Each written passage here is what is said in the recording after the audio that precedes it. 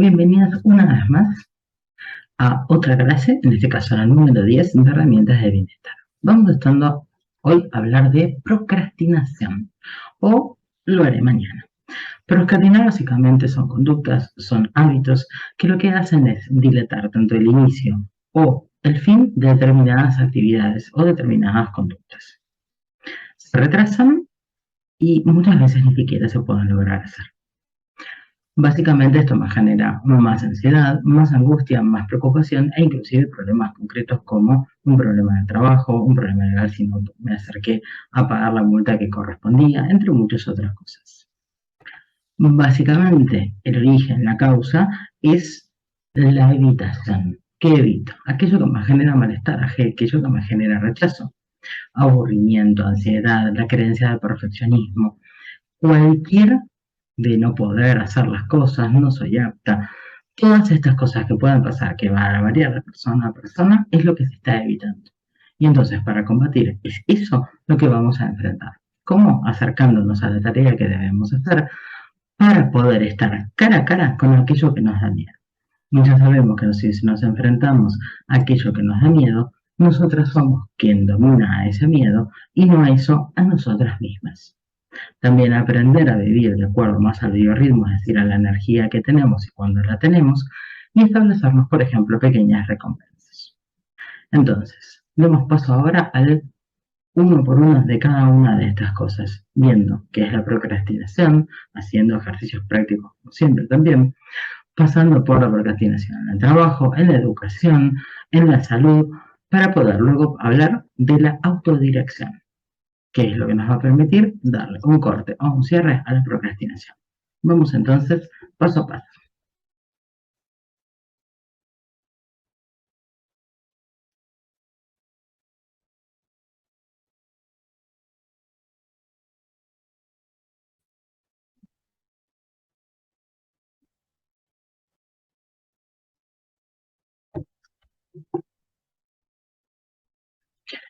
Vamos a hablar de qué es la procrastinación.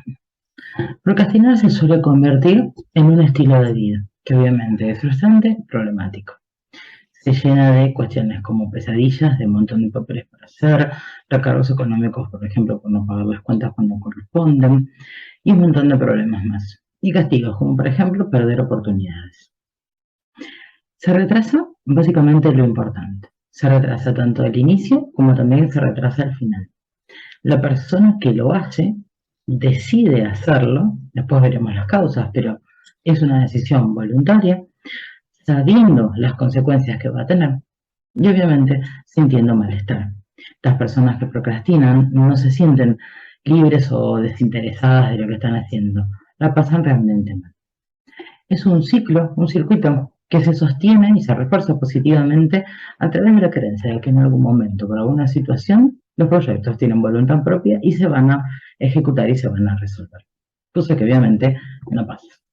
Hay como un continuo de la procrastinación. Y en los dos extremos tenemos las personas que son muy ordenadas, muy prolijas, que tienen un nivel de autocontrol, que no se distraen, buen nivel de autoconcentración y son autodirigidas. Estas personas no suelen procrastinar. Pueden hacerlo aleatoriamente, pero no es lo más común. Y en el otro extremo tenemos las procrastinadoras premium, que son aquellas que tienen un gran número de pendientes y lo siguen posponiendo. Es importante también entender lo que tiene que ver con la percepción del tiempo, que hay uno que es más objetivo, que es el tiempo cronológico, el reloj, el calendario, los usos horarios, y el tiempo subjetivo, que es la percepción que tenemos acerca del tiempo. Esto de el tiempo puede pasar volando cuando hacemos algo agradable y si estamos, por ejemplo, esperando algo en una fila, en una cola, se vuelve muy, muy intenso o eterno. Pero básicamente el tiempo es el mismo. Esta es la percepción subjetiva que tenemos acerca del mismo. Las personas que procrastinan pueden hacerlo en un área o pueden hacerlo en todas, dependiendo de por qué esté ocurriendo esto. Las consecuencias obviamente siempre van a ser negativas. Tenemos internas como el miedo, la ansiedad, la autocrítica, la irritación, la angustia, y las externas, que son sanciones sociales, como por ejemplo no poder terminar una tarea laboral y que esto me genere consecuencias, cuestiones legales o directamente de que generen un prejuicio a nivel económico por no poder pagar las cosas, no por no tener dinero, sino por enlentecer el proceso. Y pueden ser desde cuestiones muy leves hasta cuestiones obviamente muchísimo más graves. ¿Y por qué se hace? Básicamente, la procrastinación es una estrategia. Esta estrategia es desadaptativa, funciona solamente a corto plazo y se utiliza para evitar una situación de incomodidad. Puede ser, por ejemplo, que si me pongo a estudiar y soy una persona perfeccionista y el perfeccionismo esté asociado a, quizás lo sepa o no, que sea una persona querida porque hago las cosas bien, las tengo que hacer de determinada manera. Toda esta incomodidad que me genera, si me pongo a estudiar o me pongo a trabajar o a terminar un proyecto, al no hacerlo, la evito. Obviamente eso siempre funciona a corto plazo. Por eso una de las formas que después veremos más profundamente de cortar con la procrastinación es básicamente empezar a exponerse a estos pensamientos o estas emociones que se están evitando. Vamos a pasar entonces ahora a algunos ejercicios para ir teniendo un registro de cómo nos estamos manejando nosotras mismas.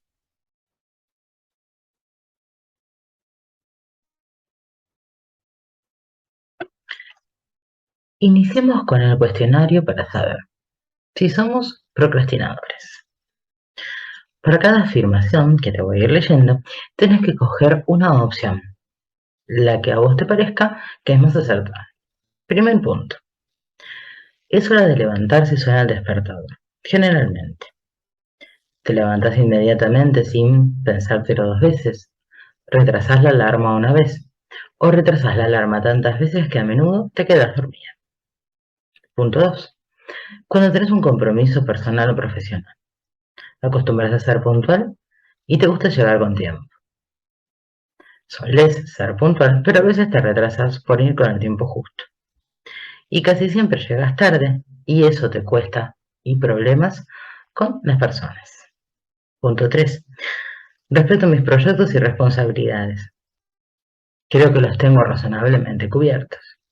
A veces hago cosas en el último minuto, pero no suelen verse afectados estos proyectos, ¿no?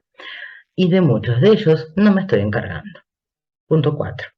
Si hay algo de lo que debo ocuparme, trato de hacer de ello mi prioridad y me ocupo cuanto antes.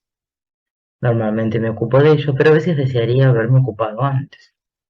Y hay muchos aspectos importantes de mi vida en los que pospongo y no debería.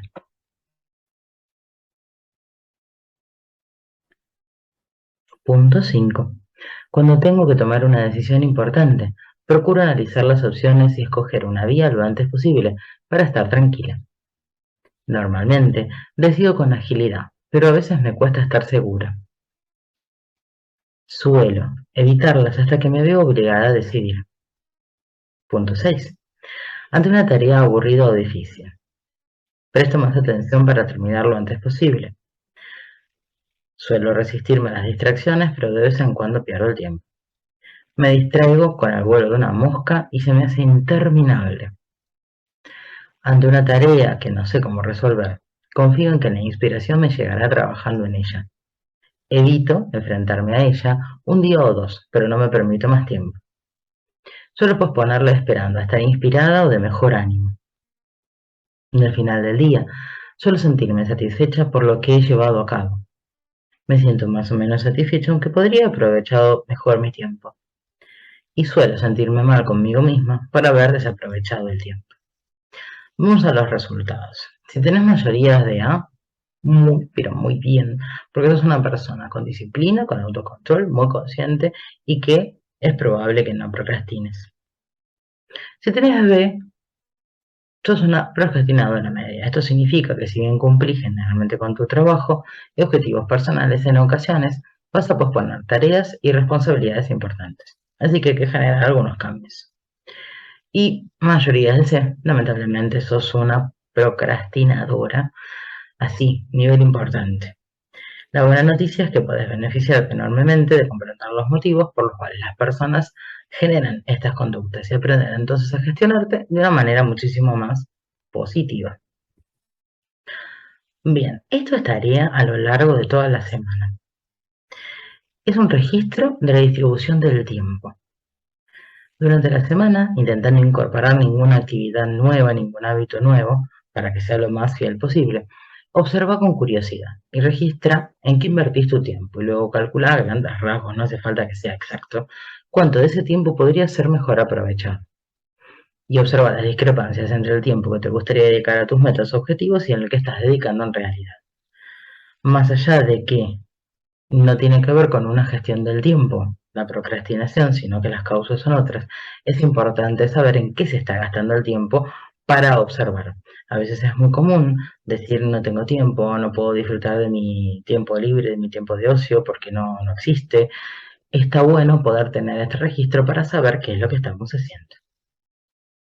Otro ejercicio también muy importante es realizar una lista de tareas y responsabilidades básicas para el estado de bienestar, no para las obligaciones en sí, en las que solés procrastinar con más frecuencia. Por ejemplo, no estoy yendo a hacer actividad física, no estoy cocinando previamente para tener comida sana a lo largo de la semana, y subrayar aquellas en las que te resulte más frustrante hacerlo. Pones la actividad, pones de 0 a 10 cuánto procrastinas y de 0 a 10 cuánto te molesta hacer esto. Otro ejercicio. También durante esta semana registra aquellas actividades en las que te notes a vos misma procrastinando, indicando qué obligación o meta pospusiste. Y para terminar, hace una lista de qué actividades sustitutivas son características en este caos.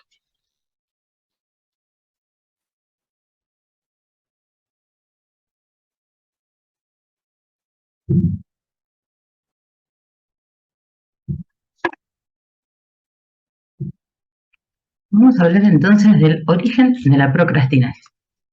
Básicamente hay un círculo vicioso donde la persona se siente presionada pensando en todo lo que tiene que hacer. Esta presión aumenta cuando aparece el deadline, cuando aparece la fecha límite. Tenemos más ansiedad, más parálisis y se empieza a usar la procrastinación como para escapar del malestar que esto genera. Obviamente esto es a corto plazo y después deja de funcionar y empezamos a tener todas las consecuencias. El primer momento donde se empieza a procrastinar es en la etapa escolar, donde se empieza a comparar a los niños y a las niñas con su valía personal asociada al rendimiento que tienen. No solo el rendimiento académico, sino también con cómo se maneja con el resto, cómo es socialmente, con las características esperadas o no que correspondería a alguien de esa edad o de ese contexto social en el que se encuentra. Básicamente se le está diciendo a esa persona que vale si hace determinadas cosas. Entonces la procrastinación aparece como una protección frente a esto. ¿A qué? A estas creencias que son distorsionadas y que obviamente esto de lo cual se está protegiendo a la persona que procrastina es del miedo. Tenemos algunas creencias. Debo ser perfecta. Si consigo hacerlo bien una vez, tendré que lograrlo las siguientes. Las cosas deben lograrse de forma sencilla y sin esfuerzo. Es mejor no hacer nada antes que fracasar. Lo que importa al final son los resultados. No debería tener limitaciones. Si no es para hacerlo bien, mejor no hacerlo. Debo evitar ser puesta a prueba. Mi éxito puede perjudicar a otras personas. Y si me muestro tal y como soy, no gustaré a las demás personas. Fíjense que no tiene que ver solo con un rendimiento académico alto. Muchas veces inclusive puede ser todo lo contrario. Personas que les puede ir muy bien porque les gusta, estamos hablando de esa edad, ¿no? De la edad escolar. Eh, Niñas que les gusta estudiar, que son curiosas, que les gusta averiguar cosas y que de golpe, al irles bien, al resto no le gusta tanto y esa persona, por ejemplo, empieza a sufrir bullying. Es una forma muy clara a través de la conducta y muchas veces a través de la palabra de dejarle en claro que eso no está bien. O sea, no es solo dificultades en el rendimiento académico, sino también puede ser todo lo contrario. La máscara del miedo tiene que ver entonces con esto, sigamos con este mismo origen, que es con el ajuste familiar, cuando no es el adecuado, las niñas empiezan a sentirse defectuosas, porque no son lo que se esperan, porque no hay un amor incondicional de te amo pase lo que pase. Estos mensajes que muestra a la familia, como estas creencias que les leí recién, van a modelar la visión del mundo, o sea, las creencias nucleares, que son acerca de uno, quienes nos rodean y el mundo en general. Pero por suerte, gracias a la neuroplasticidad de nuestro cerebro, todas estas creencias y conductas aprendidas pueden en mayor o menor medida desaprenderse. Pasemos ahora entonces a las actividades específicamente.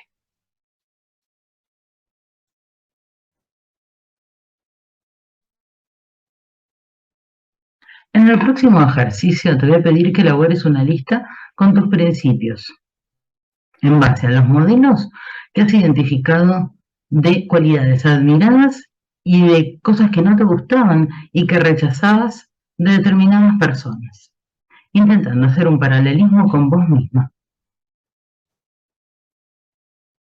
Para familiarizarse con los mensajes familiares, te propongo que asocies cada uno de los siguientes mensajes con la temática implícita, es decir, no comunicada abiertamente, que esconden. Por ejemplo, eres capaz de conseguir cualquier cosa que te propongas, o se hace bien o no se hace. Al final, el primero o la primera es lo único que cuenta. Eres tan bueno o tan buena, no sé qué haría sin vos. Eres la alumna más brillante que he tenido. Te voy a ayudar a hacerlo porque vos no sola lo vas a conseguir. ¿Para qué molestar, señor, en la universidad? Si me hubieras escuchado, no te verías en esta situación, esperando demasiado de ti. Tenía que haberlo sabido. Soy tu madre. Sé lo que es mejor para vos. Al menos sos linda. Pase lo que pase, estamos aquí para vos. Te quiero sin importar lo que hagas. Esto no es lo que yo haría, pero espero que te salga bien.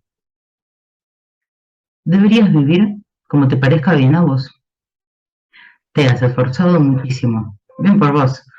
Me encanta estar contigo. Ven a verme siempre que quieras. No te preocupes por los errores. Equivocarse es humano. Intentemos pensar en qué filas pondríamos de estas frases en si son presión para el éxito, o son apoyo incondicional, o si son dudas sobre la capacidad.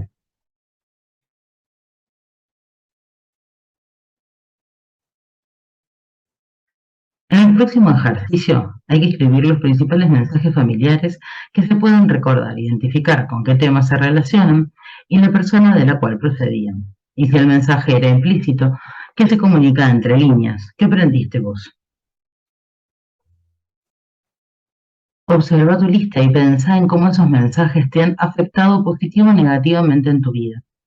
¿Hay alguno que te digas vos misma en la actualidad? ¿Han convertido las voces externas en internas? ¿Cómo contribuyen a la procrastinación? ¿Hay algo que se les pueda responder? Intenta contestar a las voces negativas con un mensaje alentador. Por ejemplo, tu voz interior te dice, ten cuidado, no estás lista.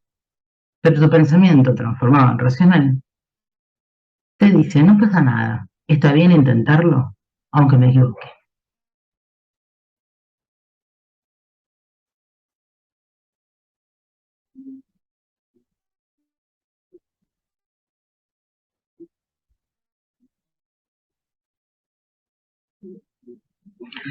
Vamos a hablar de la procrastinación académica. Bien, la procrastinación académica básicamente son determinadas conductas, acciones, que hacen que se posponga tanto el inicio como el cierre. A veces se produce una de las dos y la otra no. Implica que la persona quiere estudiar, no es que no quiere, pero lamentablemente no lo logra. Entonces se aboca a otras tareas. Pueden ser desde tareas placenteras o cosas que se habían evitado desde antes. Cuando esto ocurre, aparece la culpa. Y la culpa toma la forma de pensamientos automáticos. Pensamientos como, siempre estás igual, sos un desastre o no sos capaz. También hay un problema con la distribución del tiempo. Se inicia la tarea, pero no se hace de manera persistente, sino que esto empieza a caer y no se puede terminar o no se desarrolla como corresponde. La tarea no se cumple, se desciende la tensión, la ansiedad que genera hacerla, se descansa, pero también aparece la culpa. Y lo que se posterga puede ser también todo o alguna parte de las tareas a ejecutar. ¿Qué pasó para llegar a esto? En general se deja el estudio para último momento.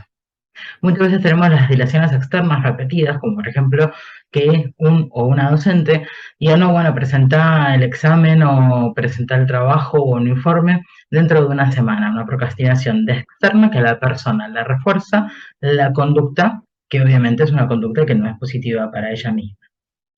Este alivio de ansiedad, es decir, entrego último momento. La ansiedad sube un montón, entrego, baja. Esto me refuerza porque de golpe me siento mejor. Y obviamente la evitación para escapar de aquellas cosas que resultan aburridas. ¿Cómo se cambia esto? Primero identificando las creencias que hacen que mantengamos esas conductas, como yo si estoy ansiosa puedo trabajar mejor. Trabajo siempre muy bien bajo presión. Mejor lo hago a último momento porque siempre tengo tiempo. Hay personas que rinden realmente mejor bajo presión.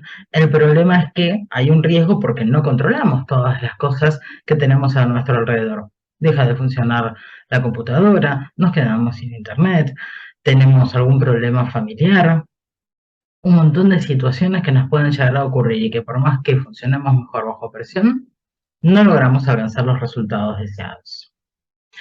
También tenemos la percepción del tiempo, que empieza a hacerse como flexible, como una especie de chicle que se estira y elástico, donde, bueno, tengo más tiempo, total es mañana, total es mañana, pero es mañana a la tarde, así que tengo toda la noche para estudiar, y se va haciendo como una cuestión flexible y elástica que ocupa todo. Y esto también se asocia obviamente con la autoeficacia ilusoria, que es la creencia de que yo puedo, sin datos reales, obviamente, ¿no? Conductas que acompañan la procrastinación: el mal manejo del tiempo o fallos en la planificación, el autosabotaje, el perfeccionismo. Muchas personas no pueden estudiar porque necesitan leer todo hasta el más mínimo detalle, volverlo a analizar, volverlo a leer, esto se empieza a hacer cada vez más lento, cada vez más largo y se complica. Y la evitación o la aversión a la propia tarea en sí misma.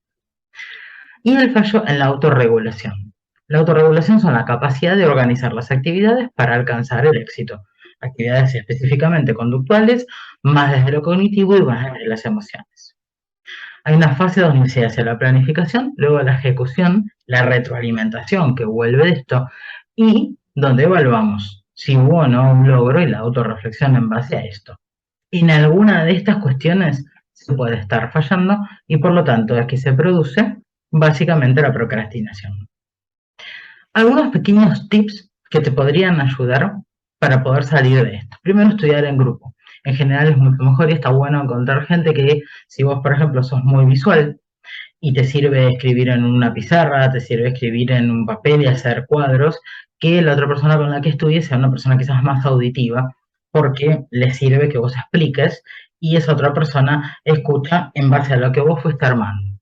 Estudiar en grupo es más fácil porque es más difícil de distraerse. Si lo haces en una biblioteca también es más sencillo porque tenés un entorno como más plausible para sentarse a estudiar.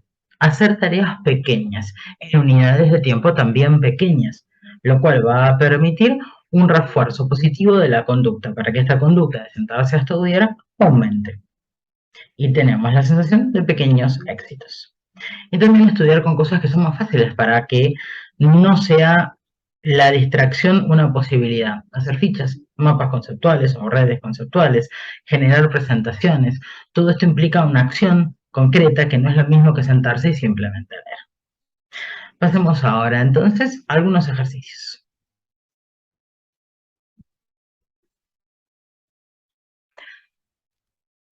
Ejercicio. Si procrastinas académicamente, ¿puedes identificar qué tipo de actividades o tareas son las que tendés a procrastinar en mayor medida? Pensemos cuáles son las que estamos evitando, si son materias que nos aburren, materias que no nos gustan, que nos hacen sentir que no somos capaces. Si sos de estas personas que dice cuando trabajo bajo presión rindo mejor, ¿con qué frecuencia has pensado entonces que trabajas así es mucho mejor para vos? De 1 a 5, siendo 1 nunca tuve esta creencia y siendo 5 siempre. Y por último, para este ejercicio, la pregunta sería, ¿hay alguna posibilidad de aumentar la activación hasta un nivel en el que realizar la tarea sea más probable, llegando al punto óptimo, sin necesidad de dilatar la relación de la conducta con la tarea. Es decir, una procrastinadora que necesita hacer esta estrategia podría aumentar su nivel de activación sin necesidad de hacerlo a través de la presión del tiempo. Como hablábamos recién, de ponerse, por ejemplo, a hacer una correspondiente planificación y ejecutar las cosas a través de, por ejemplo, mapas mentales.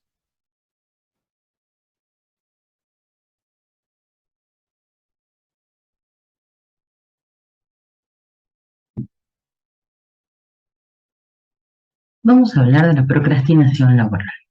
Básicamente, la productividad es la cantidad de trabajo que hacemos en un determinado intervalo de tiempo.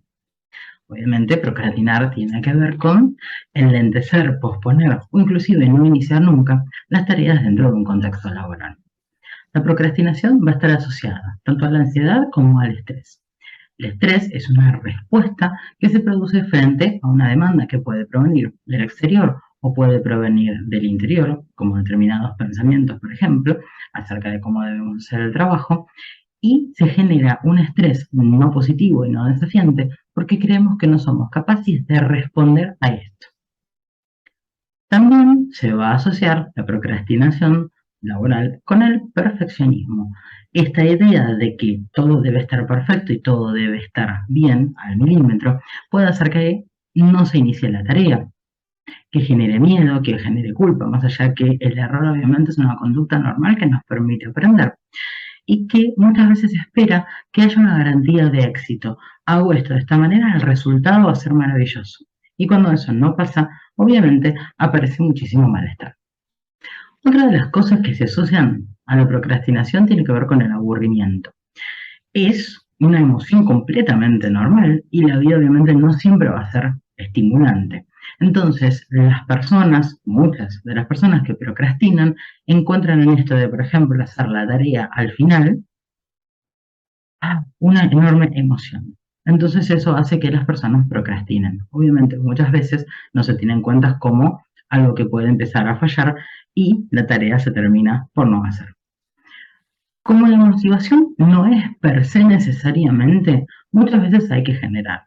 Una de las formas de generar motivación, porque no puede ser inoculada desde el exterior, sino que es algo intrínseco, una de estas cosas es el fluir. El flow es esto de estar haciendo lo que estamos haciendo con mente y cuerpo, con toda esa atención puesta ahí.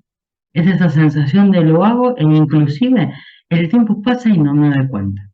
Para que una actividad sea más fácil de generar o de poder imbuirse en este estado de flow, tiene que tener un equilibrio entre un desafío, es decir, me cuesten y lo hago, pero debe ser alcanzable, y del otro lado debo tener estas habilidades para hacerlo. Estoy acostumbrada a escribir cuentos cortos y quiero empezar a escribir una novela. Eso es un desafío, pero está la habilidad de escribir que ya tengo. Eso genera ese equilibrio donde se puede poner todo el foco atencional y no genera yo. Después también la procrastinación puede aparecer con los pensamientos limitantes, con el nivel de autocrítica que se tenga. Y básicamente estas creencias, que van a ser limitantes, lo que hay que hacer es empezar a ponerlas en juego, ¿sí? Poder empezar a desafiarlas y también poder empezar, ¿por qué no?, a sustituirlas. Algunas creencias, no puedo equivocarme porque el error es terrible, soy incapaz de hacerlo, soy así, soy procrastinadora, entonces ya está, no puedo hacer más nada. O es muy difícil, son personas que se paralizan ante la idea de que esto no va a poder resolverse y ni siquiera son capaces de pedir ayuda. Otra cosa importante son los valores, que son aquellas cosas que funcionan como un faro, algo que nos guía en la vida, es aquello que para nosotros es importante. Y tenemos dos opciones de cómo llevar los valores a lo laboral. Una, adaptar nuestra forma de trabajo a nuestros valores. Puede ser una actividad que estemos haciendo, nos gusta ser amables con las personas, queremos ayudar, queremos pasar por el mundo dejando una huella positiva. A veces no es una tarea específica. Puede ser una persona que sea repositor o repositora en un supermercado y haga la tarea, o cuando alguien se acerque lo haga con amabilidad, con disposición. Eso, ahí se pone en marcha ese valor. O puede ser una médica, o puede ser una enfermera, carpintero, carpintera, no importa la actividad. Lo importante es que ese valor se está poniendo en juego. Muchas veces puede pasar, en la segunda opción, que desarrollar los valores en realidad con la tarea asignada. Pensar en qué valores tienen esa tarea, si no es la tarea que nosotras nos encontramos más cómodas para hacer y ver si los valores que se ponen en juego ahí, como por ejemplo la competitividad y eso para nosotras no es un valor, lo podemos utilizar de alguna manera, como decir, bueno, puedo desarrollar más actividades o aprender un poco más y sacarlo quizás de la competencia con la otra persona si eso para nosotras no es importante, inclusive si no es la principal. Para muchas personas pasa que los valores son tan importantes que no pueden aplicarse en determinados trabajos y no, esas personas no pueden hacer esos trabajos. Y esto no lo debemos de juzgarlo ni como bueno ni como malo. Pensemos entonces en implementar valores en el trabajo. ¿Qué es lo importante para mí a la hora de realizar un trabajo? ¿Cómo podría poner en juego estos valores en la tarea que estoy haciendo? ¿Y cómo me sentiría si trabajase según estos valores? Esto nos puede servir como toma de decisión también para poder hacer ciertas cosas. Para finalizar en relación a la procrastinación laboral, vamos a hablar de diferentes tips. Podemos tener, por ejemplo, un sistema de premios y castigos. Me pongo a hacer la tarea que tengo laboral, cuando hablamos de tarea, en este caso estamos hablando de tarea laboral no académica, y después de esto, bueno, antes de irme a dormir me miro un capítulo de una serie que me gusta, me leo un capítulo entero de un libro que tengo ganas de leer, o castigos, bueno, si no hago la tarea, hoy no miro esa serie. Hay personas que funcionan mejor a los premios y otras que funcionan mejor a los castigos. Conocer el propio nivel de energía. Hay gente que tiene más energía en la mañana, otras a la tarde y otras a la noche. Lo ideal es hacer las tareas más complejas en ese momento. Desmenuzar la tarea, hacerlas por partes e ir haciendo en orden de dificultad. Dividir las tareas en cosas importantes y urgentes. Lo urgente es lo que hay que hacer ya, para mañana. Lo otro hay que empezar a realizarlo. Después, el orden en el lugar del trabajo. Estar en un contexto desordenado, desprolijo, con mala luz, con una silla que no funciona, no ayuda específicamente a trabajar bien. Y obviamente evitar a quienes nos hacen perder el tiempo. Con la mayor amabilidad posible, pedirles que se retiren, porque hay gente que puede obstaculizar, viene, por ejemplo, en un contexto, se puede ser en un contexto de oficina, pero en un contexto de homeworking también, vienen, nos hablan, no nos dan espacio y terminamos perdiendo quizás una hora que podríamos haber usado para trabajar con esta persona que vino a comentarnos algo. Bien, con esto terminamos entonces lo que tiene que ver con la procrastinación a nivel del trabajo.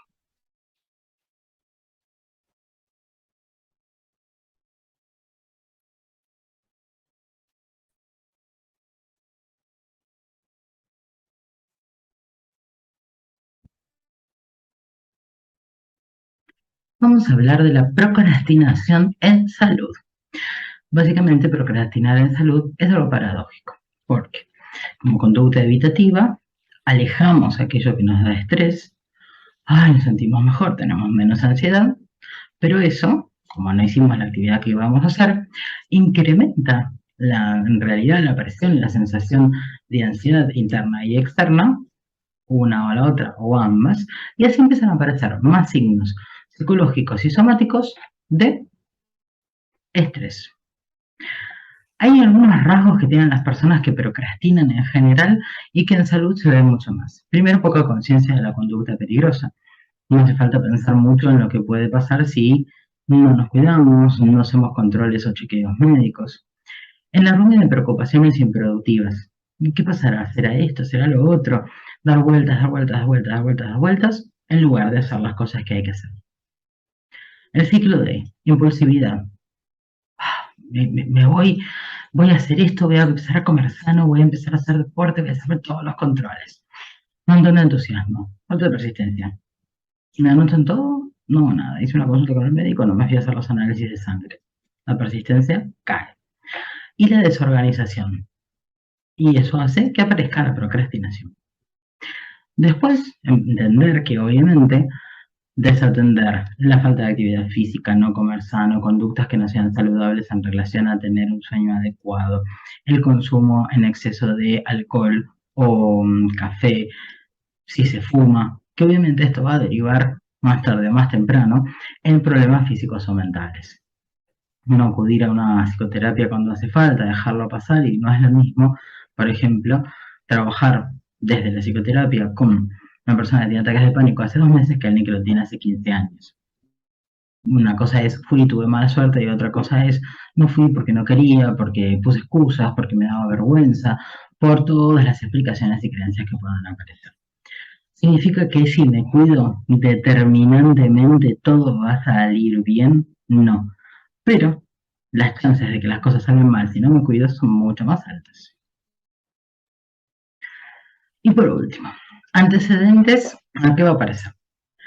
Si yo tengo el estrés, porque me antecede naturalmente el estrés y lo quiero posponer como conductas, obviamente esto termina a su vez generándolo. ¿Sí? No me sirve. Como todo miedo, entonces lo que tengo que hacer para poder dejar de hacerlo, básicamente es enfrentarlo. ¿Qué herramientas tengo que adquirir?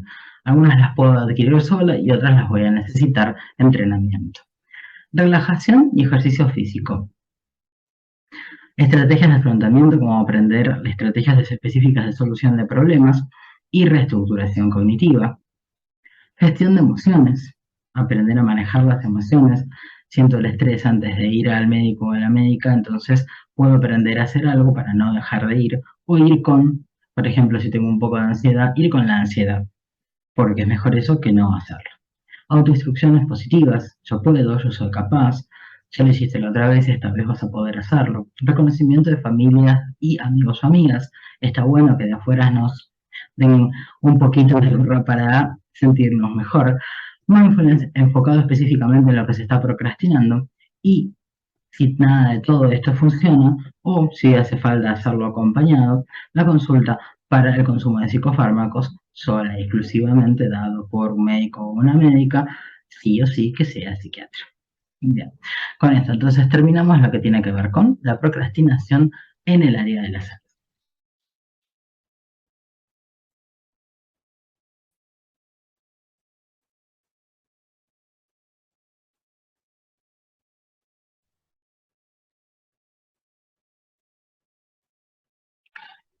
Para finalizar, vamos a hablar entonces cómo salir por fin de la procrastinación. Obviamente, cuando se realizan cambios, siempre hay molestias, inseguridad, puede haber más ansiedad, puede haber más angustia, pero necesitamos salir de la zona de confort. No es necesariamente mala la zona de confort, pero cuando la zona de confort implica la procrastinación o otras conductas que nos hacen daños a nosotras mismas, ahí sí hay que salir de la zona de confort. Hay que intentar acortar el espacio y tender el puente entre lo que somos ahora y ese objetivo, esa meta que es cómo queremos ser. Pensemos entonces, como una forma de motivarnos a generar el cambio, qué ventajas y qué inconvenientes nos puede generar hacerlo. Algunos ejemplos. Me voy a sentir más relajada si dejo de procrastinar. Sentirme más productiva, lo cual es técnicamente cierto. Tendré más tiempo libre. Si hago las cosas con atención plena, con toda la conciencia en lo que estoy haciendo y las logro empezar y terminar, obviamente voy a tener más disponibilidad de tiempo. Inconvenientes. Por ejemplo, voy a tener que sentir ansiedad si me tengo que sentar a hacer aquella tarea que no me gusta y tengo que enfrentar. Eso me va a generar más angustia, pero al exponerme a aquello que me da miedo, voy a poder resolverlo. Todo cambio implica un determinado proceso. Si no se da ese puente, no se cruza, así como si nada. Hay que hacer pequeños pasitos.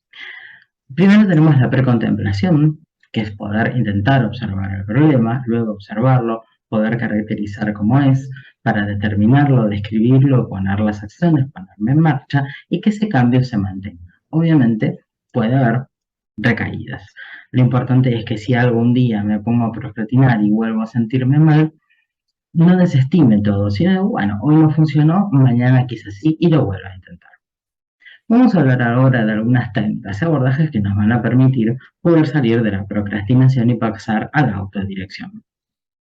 Obviamente hay que aplicarlas de una a una, porque si no las aplicamos de una a una, básicamente no van a funcionar porque nos vamos a abrumar. Puede aparecer resistencias porque siento incomodidad. Recordemos que frente a este malestar hay que enfrentarlo, sí o sí, y hay que ser constantes. No nos queda otra. Por ejemplo, una es archivar. La idea es sacar fuera de la mente algunas opciones de distintas, desde aplicaciones hasta tener un Excel, libretas, de las tareas que debemos hacer. Yo, por ejemplo, tengo este, es mi cuaderno que tiene que ver con mi trabajo como psicólogo. Después tengo estas dos libretitas. Esta tiene que ver con salud y esta tiene que ver con un proyecto solidario que tengo. Además de mi agenda, evidentemente. Eso me permite que si me acuerdo de algo, lo anoto y ya está, me lo saco de encima. No tengo que estar preocupada de que si me tengo que acordar, que eso implica una pérdida de energía y tiempo que no es funcional. La regla de los 2 minutos. Si algo me lleva menos de 2 minutos, contestar un WhatsApp, contestar un mail, enviar algo, imprimir algo, lo hago. Entonces estoy así sacando de mi checklist todas las tareas que debo hacer que sean pequeñitas. Planificar el día. Hay gente que lo hace eh, el viernes a la noche, hay gente que lo hace el domingo a la tarde, pero la idea es tener organizada la semana en lo posible y el día en particular. Para eso necesito saber qué es imprescindible, qué es urgente que tengo que hacer hoy, sí o sí. Y ver qué puedo desestimar, qué puedo delegar y qué puedo hacer y cómo lo puedo hacer. Y para esto lo mejor es hacer pequeñitos pasos. El calendario semanal para poder tener el registro de las cosas que debo hacer sí o sí. Saber nuestro biorritmo. ¿Cuándo funcionamos mejor? Hay gente que funciona mejor a la mañana o hay gente que funciona mejor a la tarde o tarde-noche. Y depende también de qué tengamos que hacer. Yo para el consultorio prefiero atender desde media mañana o desde mediodía en adelante hasta entrada la noche y a la mañana, por ejemplo, hacer otras cuestiones. Preparar hacer cuestiones más administrativas, estudiar, leer otras cosas, hacer todo un montón de tareas que no tienen que ver con un excelente foco atencional, que puedo estar haciéndolas mientras estoy escuchando música o haciendo otra cosa. Porque mi biorritmo dice que tengo mejor foco atencional desde las 10, 11 de la mañana hasta la noche. Y a las 8 de la mañana no. Entonces, por ejemplo, yo elegí no atender tan temprano porque sé que no voy a poder rendir de la misma manera que si lo estuviera haciendo de noche. Y por último, aprender a delegar y a pedir ayuda. Hay cosas que las necesito hacer yo sí o sí, otras no. Entonces, en el caso de las que no tengo que hacer, buscar ayuda, pedir que alguien más les haga, explicar el proceso y seguir para ver que funciona. Y por último, pedir ayuda, que es súper importante aprender a hacerlo. Primero es avisar que se va a pedir un favor. Luego pedirlo directamente. Necesito que hagas ciertas cosas. Y por último, obtener una respuesta. ¿Puedo contar con vos para esto? Bien. Con toda esta información damos por terminada todo el tema que tiene que ver con procrastinación. Así que aunque cueste y sea difícil, a ponerse en marcha, a enfrentar los miedos, a rastrear nuestras creencias para poder enfrentarlas y empezar a utilizar técnicas específicas para poder salir de la dilación del tiempo y empezar a vivir con mejor calidad. Muchas gracias, nos vemos.